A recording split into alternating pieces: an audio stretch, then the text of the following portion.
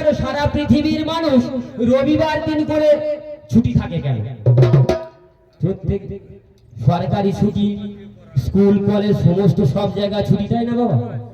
সমস্ত জায়গায় সারা পৃথিবীর মানুষ রবিবার করে বাঁচে কেন? আমার এই প্রথম প্রশ্ন। দাদা বলে গেছে হিন্দুদের বৃহস্পতিবার করে গুরুবার। দাদা বলল আমার গুরুদেব গৌর হালদার, মহাদেব হালদার। তা যত হালদার হোক না কেন, বৃহস্পতিবার গুরুবার বলে গেছে, এর কারণ কি? মুসলমানেরা শুক্রবার বাঁচে, তার বা কারণ কি? ওই দাদা বলেছে শুক্রবার করে মুসলমানেরা বাঁচে কেন? ওরা হলো দৈত্য গুরু শুক্রাচার্যের বংশধর, ওই জন্য করে ওরা শুক্রবার দিনে বাঁচাবাঁচি করে। আর আমরা হিন্দুরা হলাম, আমাদের দেবতাদের গুরুদেব হচ্ছে বৃহস্পতি, তাই বৃহস্পতিবার করে আমাদের বাঁচা হয়। আর রবিবার করে আমার খ্রিস্টীয় মন্ডলীরা রবিবার দিন বাঁচে কেন? প্রভু যিশুর শনিবার কবর দেয়া হয়েছিল, শনিবার ওটার কথা ছিল, প্রভু ওঠেনি, রবিবার দিন পুনর্জীবিত হয়েছিল, তাই রবিবার দিন আমার খ্রিস্টীয় মন্ডল কেন সারা পৃথিবীর মানুষ ওই রবিবার দিন ছুটির দিন ঘোষণা করেছে। তা যাই হোক, দাদার উপরে একটা প্রশ্ন দিয়ে যাচ্ছি। দাদা শোনো, আমাদের স্বামী স্ত্রীর মিলনে কত সন্তানের জন্ম হচ্ছে, কিন্তু বলো তো দাদা, এমন কোন নারী আছে মরা স্বামীর ঔরসে সেই নারীর বাচ্চা হয়েছে? ওগো বলো বলো সাধের দাদা, তোমার বলা চাই। বলো বলো সাধের দাদা, দাদা তোমার বলা চাই। ওগো তোমার মুখে পর্ব শুনে শুনিবে তো সবাই। ওগো এইখানে তেজ আমার মতো ছোট্ট করে অল্প করে শাড়ি, আমার দাদা এবার উঠবে দেখো সোনপুর বসে বাড়ি। এইখানে তো হলো আপনারা দিন চলে ধুলে সবাই দুটি বাহু তুলে জয় যিশুর জয়, বিদায় গৌর প্রেমানন্দে। পূর্বাজিত কর্ম যদি ভালো হয়, আস্তে আস্তে আস্তে আস্তে, পূর্বাজিত কর্ম যদি ভালো হয় মানুষ মরে মানুষ হয়, পূর্বাজিত কর্ম যদি খারাপ হয় মানুষ মরে আর মানুষ হয় না। তাই কুশিদাস্য মণি আর ভদ্রা দুই স্বামী স্ত্রীতে মিলে একদিন যুক্তি করছে, স্বামী আমাদের এই বৃদ্ধ বয়স হলো, আমাদের কি একটা সন্তান সন্ততি হবে না? কিন্তু কুশিদাস্য মণি ভগবানের আশীর্বাদ ধন্য মাথায় লয়ে স্বামী স্ত্রী তো একদিন বলছে, জানো ভদ্রা, আমি ভগবানের কাছে আশীর্বাদ পেয়েছি। কি আশীর্বাদ স্বামী? বললে স্বামী আমি এমন একটা আশীর্বাদ পেয়েছি না ভদ্রা, আমি স্বামী হয়ে তোমার কাছে বলি কেমন ভাবে বলতো? আমার বলতেও ভয় করছে। বলে কেন? বলে আমি যখন মারা যাব তুমি আমাকে জড়িয়ে ধরবে। বললে স্বামী তোমাকে জড়িয়ে ধরবো তার মানে? বলে হ্যাঁ তুমি আমাকে জড়িয়ে ধরবে। শুনে নাও ভালো করে কথা, শুধু জড়িয়ে ধরলে হবে না, যখন আমার দেহে থেকে প্রাণ পাখিটা বেরিয়ে যাবে সেদিন তুমি ভগবানের কাছে প্রার্থনা করবে, অন্তর্যামী ভগবান কৃপাময় দেবতা কৃপা করে তোমার ওই দেহতে প্রত্যেক মাসের ন্যায় যে বস্তুটা হয় ঋতুস্থান হয়, ভগবান আশীর্বাদ দিবে, তোমার ঋতুস্থান হবে, আর আমার এই মরা দেহটা তুমি জড়িয়ে ধরবে।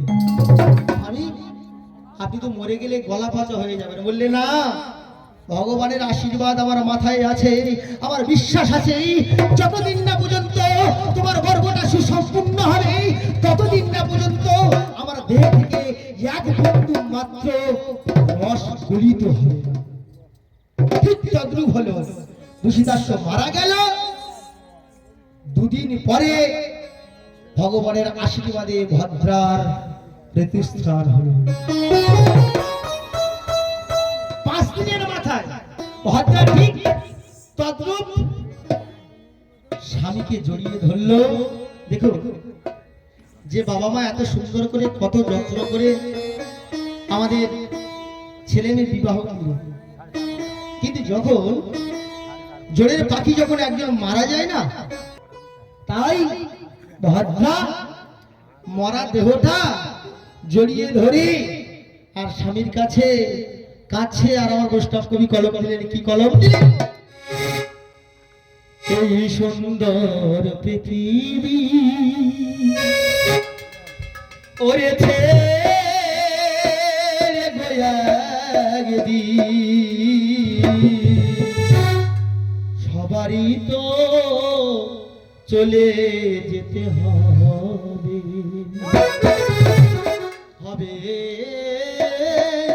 গো।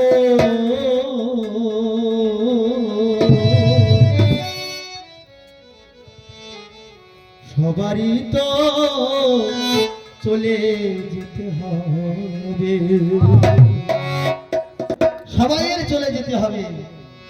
দেখুন, কেউ আমরা এখানে থাকতে আসি চিরস্থায়ী কেউ নয়, এটা হচ্ছে মরণধাম। তাই আমার গুরুদেব লিখলেন, কি লিখলেন? সুন্দর পৃথিবী ওরে ছেড়ে গয়াগদি ওরে সবারই তো চলে যেতে হবে হবে গো। সবারই তো চলে যেতে হবে। সুন্দর পৃথিবী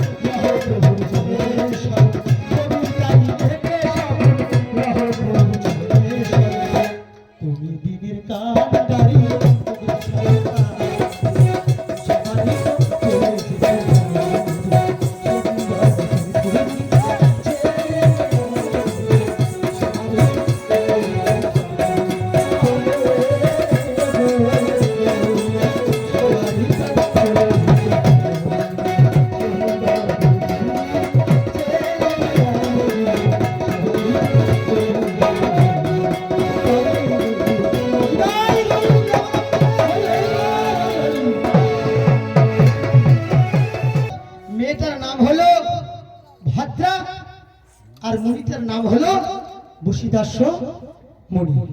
সমস্ত গল্পটাকে বললাম, সবকিছু জানলাম, কিন্তু ছেলেটার নাম পাওয়া যায়নি। ওই সর্বপ্রথম ভদ্রা মরা দেহকে জড়িয়ে ধরে ভগবানের আশীর্বাদে গর্ভে সন্তান এসেছে।